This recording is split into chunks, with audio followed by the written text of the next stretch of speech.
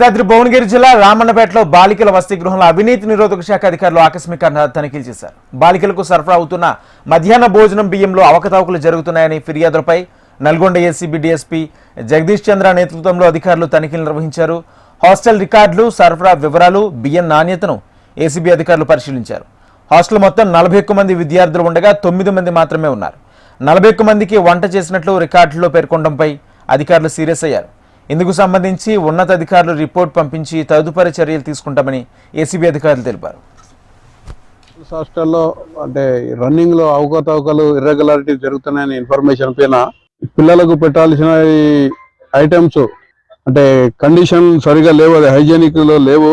తర్వాత ఈ కుకింగ్ ఈ రోజు మెనూ ప్రకారము ఆ మైసూర్ బోండా చేస్తున్నారు. ఆ మైసూర్ బోండా ఆ స్టీల్ బేసిన్ లో చేస్తున్నారు. ఇన్స్టెడ్ కడాయిలో చేయాలి, ఆ స్టీల్ బేసిన్ లో చేస్తున్నారు. అదే వాళ్ళని అడిగితే దానికి శాంక్షన్ మాకు లేదు, లెటర్ పెట్టామని చెప్పారు, కానీ అది కరెక్ట్ కనబడతలేదు.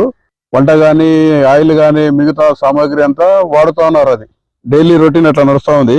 ఆ రీడింగ్ రూమ్ కానీ బెడ్రూమ్ కానీ అవి కూడా నీట్ గా లేవు. అవి